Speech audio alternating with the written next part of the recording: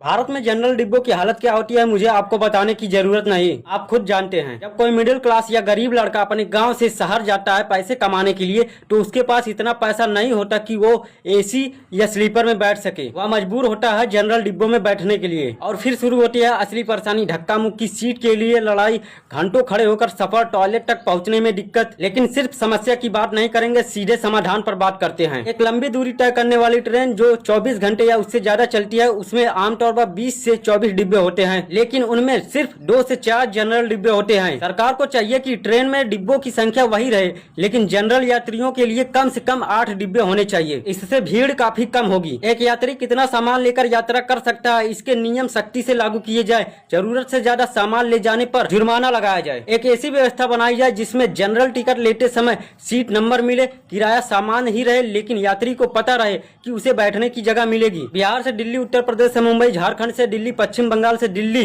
जैसे रूटों पर सबसे ज्यादा मजदूर यात्रा करते हैं। जहां ज्यादा मांग है वहां ज्यादा ट्रेनें चलानी जानी चाहिए। कुछ ट्रेनें पूरी तरह से जनरल यात्रियों के लिए चलानी जानी चाहिए ताकि बाकी ट्रेनों में दबाव कम हो सके। ट्रेन चलने के बाद टीटी और रेलवे स्टाफ पूरे डिब्बे का जांच करे। जिनको सीट नहीं मिली है उन्हें एडजस्ट करवाएं। लंबी दूरी की ट्रेनों में बीच बीच में टॉयलेट की सफाई होनी चाहिए, क्योंकि कई बार हालात इतने खराब हो जाते हैं कि लोगों को वहां जाना मुश्किल हो जाता है। महिलाओं के लिए जनरल डिब्बों में अलग से सेक्शन या कुछ सीटें सुरक्षित की जानी चाहिए ताकि वे ज्यादा सुरक्षित और आरामदायक यात्रा कर सके। हर डिब्बे में railway police helpline number poster लगाई जाए ताकि किसी भी परेशानी की स्थिति में तुरंत मदद मिल सके। ट्रेनों में गुटखा, तंबाकू और अवैध सामान बेचने वाले लोगों पर सख्त कार्रवाई हो। साथ ही किन्नरों द्वारा जबरदस्ती पैसे मांगकर यात्रियों को परेशान करने की शिकायत पर कार्रवाई होनी चाहिए। आखिर में जिस गरीब मजदूर के दम पर शहरों की फैक्ट्रियां चलती है, जिसके दम पर बड़ी बड़ी इमारतें खड़ी होती हैं, कम से कम उसे अपने घर से शहर तक इंसानों जैसी यात्रा तो मिलनी ही चाहिए।